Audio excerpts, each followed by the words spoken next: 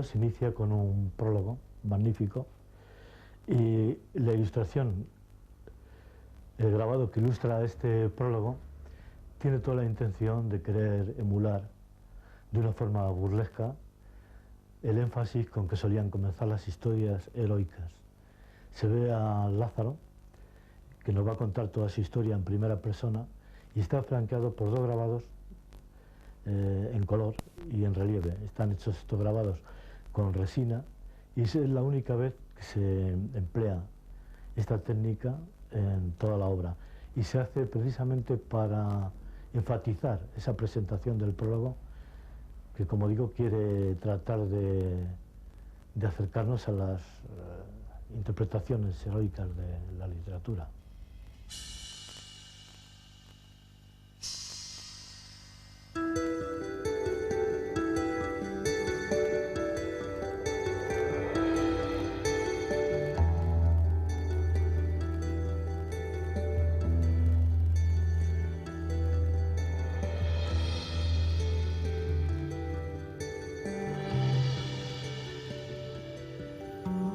Isidro Parra, manchego de Alcázar de San Juan, se asoma a las técnicas del grabado en 1984, después de una dilatada y versátil trayectoria pictórica, en buena parte alimentada desde Madrid por el sedimento del paisaje y la geometría arquitectónica de su tierra natal.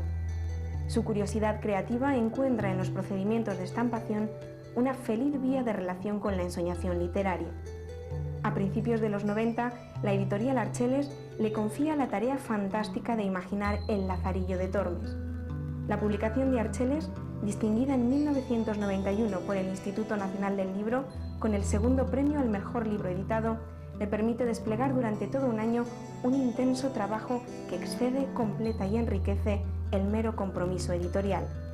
Multitud de dibujos, apuntes y acuarelas que, junto a las estampas definitivas, capitulares y viñetas creadas para el libro, dan cuerpo en 1994 a una exposición itinerante. Yo he hecho otro tipo de grabados libres, un poco siguiendo la línea de mi estilo pictórico, pero al recibir el encargo del Lazarillo, que es el segundo libro que edito para la editorial Archeles, el primero fueron 6 estampas de Quijote, y casi es la primera ocasión que tuve de ilustrar un texto clásico. En el caso del Lazarillo, pues sí, es un trabajo realmente interesante desde el punto de vista artístico, y me parece que mostrar toda la obra en conjunto, como se hace, me refiero a los dibujos y a todo el proceso creativo, pues es una exposición que yo considero interesante. No es lo mismo concebir un cuadro donde el motivo principal es tu imaginación y el deseo de encontrarte libre frente a un tema, que estar supeditado a una obra. No obstante, siempre hay un parentesco entre un trabajo y otro. En esta muestra hay 2 obras ajenas al Lazarillo, que sin embargo algo tienen que ver con ese mundo un poquito no sé, literario, si se quiere, ¿verdad? Pero en la obra pictórica no tiene nada que ver, es otra historia.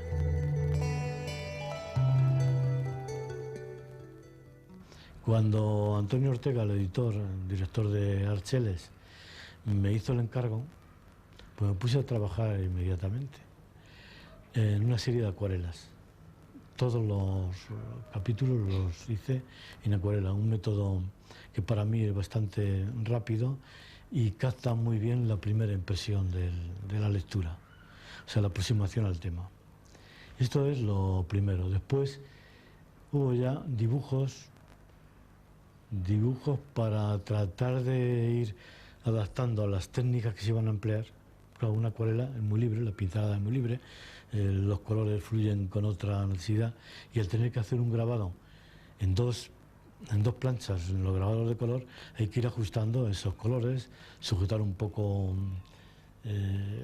esa imaginación, Y entonces, a partir de las acuarelas, pues hice, como digo, unos dibujos que después ya pasaron a ser los ensayos para la reproducción en agua fuerte y en agua tinta. Un proceso que duró bastante tiempo. Las primeras acuarelas, pues sí, tal vez en un mes, poco más o menos, hice toda la obra. Lo que pasa es que luego después se fueron desechando, se cogieron otras cosas, otras técnicas, e incluso ha habido algún óleo sobre papel. En fin, un proceso que a mí me gustó mucho porque me iba acercando al mundo del Lazarillo. Iba todo a lo largo, iba repasando la lectura para tratar de encontrar algún elemento nuevo, aunque lo fundamental estaba ya en la cabeza, ¿no? Pero siempre buscas, pues, si se te ha escapado alguna pista, pues si puedes encontrar. Y tal vez ese sea el motivo de lo extenso de este trabajo y que se puedan mostrar tantas facetas diferentes, ¿verdad? Así fue el proceso.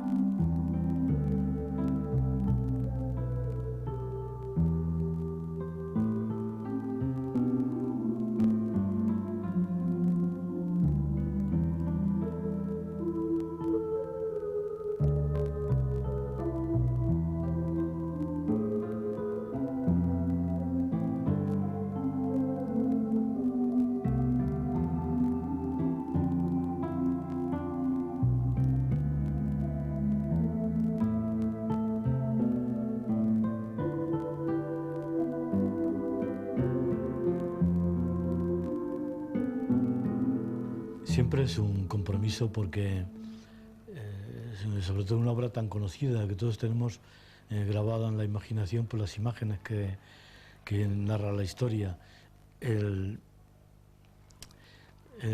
acertar o no acertar ya es una cuestión. Yo sé que en este caso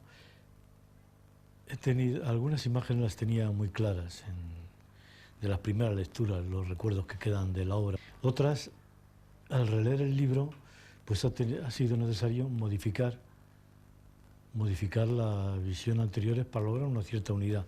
Aunque no me he propuesto que el libro tenga una unidad ilustrativa, me ha interesado mucho más la experiencia gráfica que cada procedimiento me ofrecía, tanto el agua tinta, el agua fuerte o la punta seca.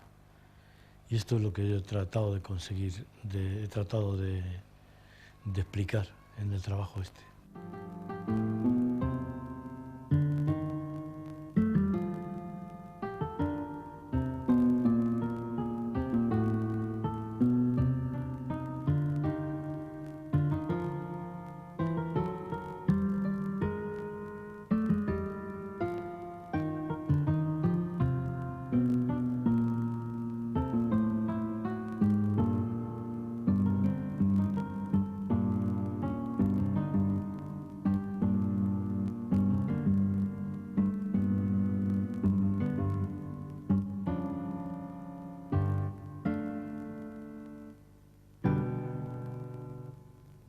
Vamos a hacer un grabado al aguatinta dibujado al azúcar.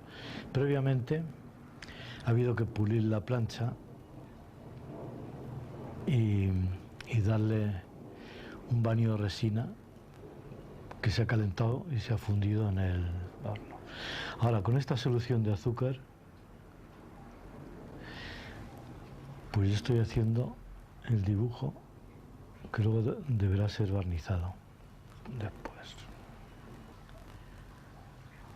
A veces hay que insistir en la plancha si está un poco grasienta, como es el caso de esta, insistir por no volver otra vez a limpiar. Pero vamos, estas irregularidades que están quedando en el trazo, a mí me gustan, porque le dan una cierta expresividad a la línea.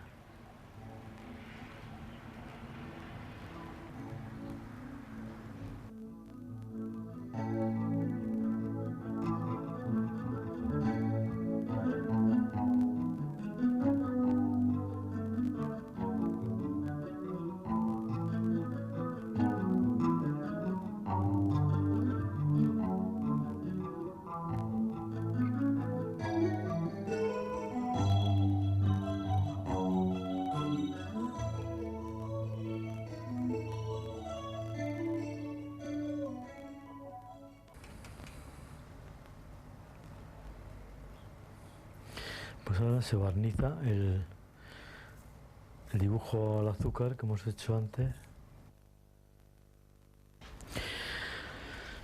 En cuanto seque, levantamos el dibujo al azúcar y se introduce en el ácido. Ya está.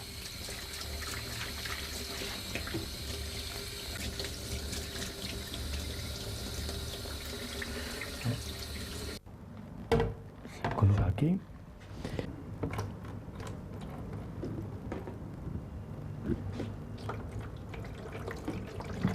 Ahora hay que eliminar el barniz con aguarrás. Y ya se va viendo que ha quedado perfectamente atacado por el ácido y listo para su estampación. Vamos a ver.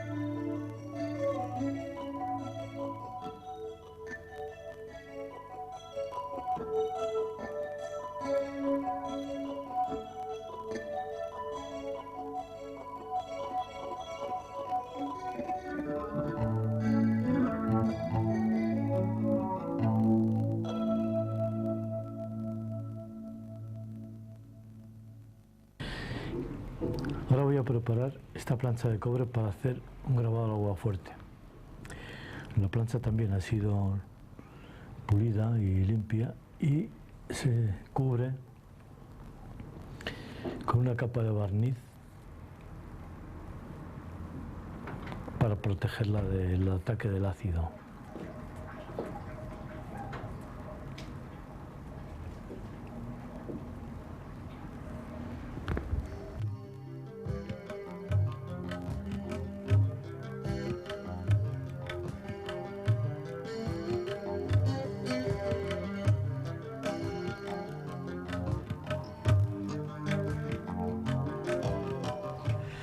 Las líneas que están quedando descubiertas por el buril son las que van a ser atacadas por el ácido.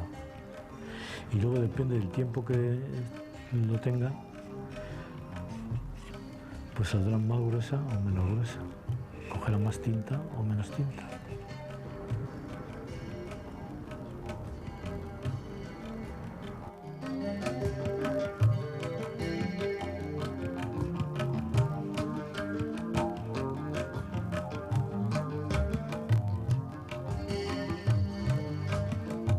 Cuando Tal como está, vamos a poner en el ácido y ver una primera prueba de estado.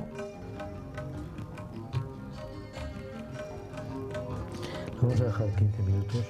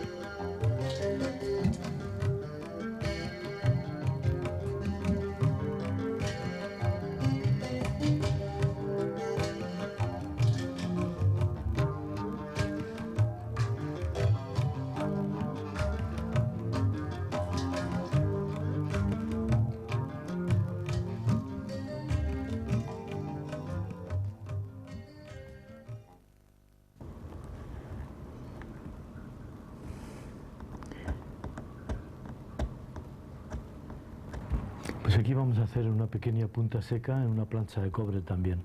La punta seca se trabaja directamente sin la intervención del ácido ni nada. El surco que va abriendo va dejando a los lados una virutilla que aparentemente, no sé si se notará en la cámara, pero se va a notar luego a la hora de entintar y sobre todo a la hora de hacer el grabado, porque esta viruta que queda a ambos lados recoge tinta y le da un carácter muy interesante al grabado.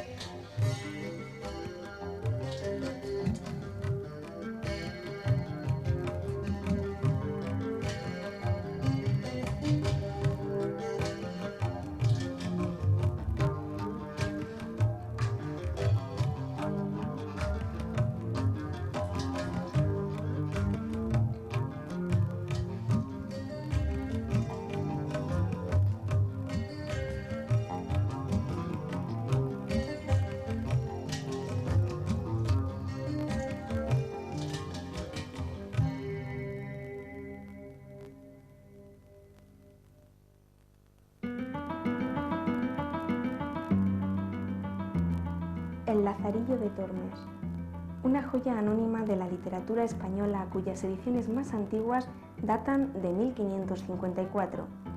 La de Archeles, ilustrada por Isidro Parra y publicada en 1991, consta de 75 ejemplares numerados e incluye 21 estampas grabadas al aguafuerte, aguatinta y punta seca, 5 de ellas exentas a color. Los capitulares, viñetas y diseño del libro también son obra de Parra. Sumergido en el relato autobiográfico del Lazarillo, el artista recoge en su lectura gráfica el carácter tragicómico que destila la peripecia vital del personaje. Isidro Parra reconstruye así su personal imaginario de la obra, con una gran versatilidad estilística que, hilvanada por un mismo impulso creativo, testimonia la progresiva degradación del protagonista. Como continuación del prólogo y de una forma totalmente ajena a la obra, me pareció oportuno iniciar la serie de grabados con un frontispicio que, a modo de tráiler por emplear un lenguaje cinematográfico o de cartel, pues se ve pues toda la historia del Lazarillo, la mayor parte, lo más fundamental, el testarazo que hace a la salida de Salamanca con el ciego, previamente su vida familiar con el Zaide, con su madre y los aconteceres que al final del libro nos narra el Lazarillo. Y a partir de aquí ya la estructura del libro es totalmente distinta e igual para todos los tratados. Se inician con un aguatinta que hace referencia al epígrafe correspondiente. El texto se abre en todos los casos con una capitular también alusiva al texto. Hay un grabado con dos planchas ya de clara referencia al motivo que se va a ilustrar. En algunos casos, para complementar esta acción, hay un grabado punta seca, y como final, colofón a todos los tratados, se cierran con un aguafuerte.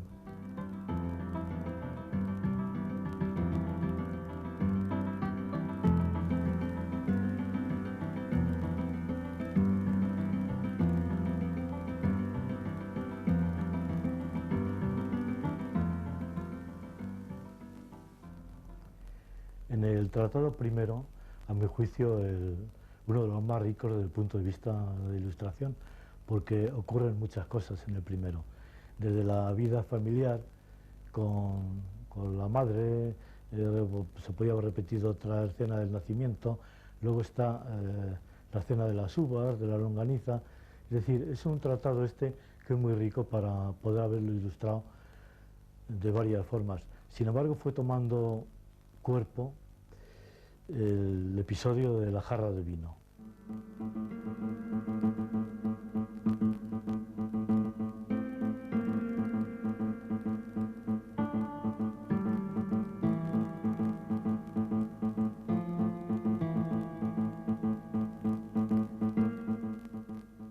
No me ofreció duda ninguna el inicio en el nacimiento de Lázaro en el Tormes. A ese aguatinta he querido darle una cierta dulzura, un poco como compadeciéndome del personaje que más adelante va a tener bastantes quebraderos de cabeza a lo largo de su vida. Y ese ser humilde e inocente que nace ajeno a todo lo que va a acontecer, pues es lo que quise darle a esta aguatinta que ilustra el tratado primero. El tratado termina con un aguafuerte que era inevitable recurrir al final del capítulo, cuando Lázaro, en justa venganza por todo lo que le ha hecho sufrir este ciego, pues le paga con la misma moneda. De forma que casi hay una parábola geométrica desde la salida de Salamanca, cuando le da el testarazo con el toro, y la venganza que Lázaro se toma con el ciego, dando un testarazo contra una columna.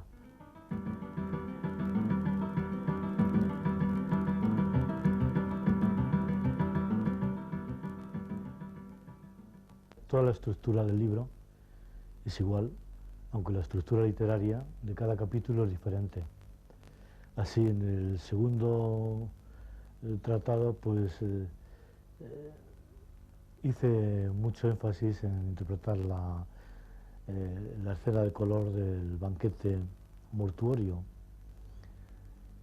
que era una especie de vanitas, ¿verdad?, donde se ve, pues te digo, una especie de bodegón tanato gastronómico. Todos los capítulos de la obra hay saltos en unos y en otros que no permiten una uniformidad de interpretación. En el del escudero, por ejemplo, claro, hay el cuento del entierro de la casa lóbrega y oscura, donde no se come. Eso me sirvió para hacer una aguatinta, mostrando a un Lázaro que inexplicablemente aparece como un personaje mucho más ingenuo de lo que debiera ser, según nos viene contando a lo largo de la historia su autor. De ese capítulo se pasa a uno que es cortísimo. En ese otro, el del fraile de la Merced, pues se representa en la viñeta inicial, en el aguatinta inicial, el fraile con las mujerucas vecinas del caballero. Y así transcurre hasta que vamos al del Buldero, que en el capítulo del Buldero sí, bueno, el del Buldero, que es el siguiente, exactamente es el Tratado Quinto, sí que se hace diferenciar técnicamente el ritmo que venía siguiendo hasta entonces.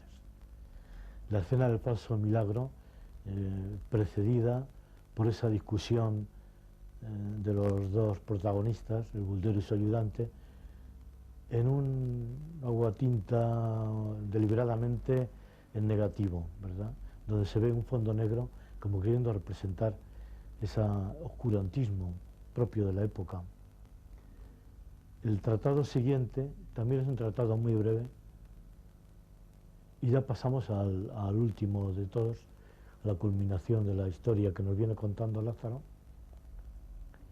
donde se ve ese triángulo que forman el capellán, el Lázaro y su mujer, la mujer, dando con eso fin al buen puerto que pretendía llegar Lázaro cuando en el prólogo nos habla de esa fama y de esa situación a la que había llegado tan próspera.